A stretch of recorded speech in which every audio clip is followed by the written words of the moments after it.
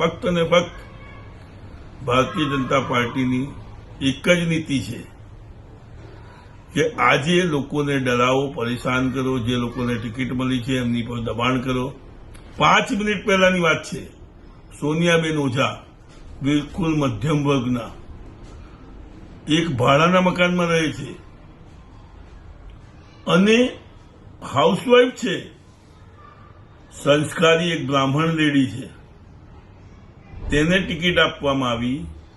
Sayajipura police સ્ટેશનમાંથી જઈ અને સોનિયાબેન ઓઝાના પૂરેપૂરા પરિવારને પકડી અને સયાજીગંજ પોલીસ સ્ટેશનમાં લાવવામાં આવ્યા છે. કેમ? કારણ કે એમને ધમકાવવામાં આવશે, ડરાવવામાં આવશે, તમે ટિકિટ પાછી આપી દો, તમે ના લડો.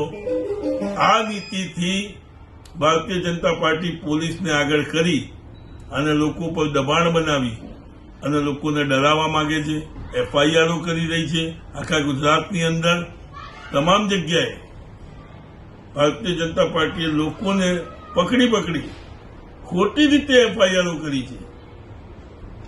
પરંતુ આ ઘણો સમય હવે આગળ નહીં ચાલે. જનતા હોશિયાર છે, જનતા બધું જ જાણે છે અને વડોદરાની અંદરથી ભારતીય જનતા પાર્ટીની એવી હાલ થશે કે એમને ડિપોઝિટ બચાવવી ભારે પડશે.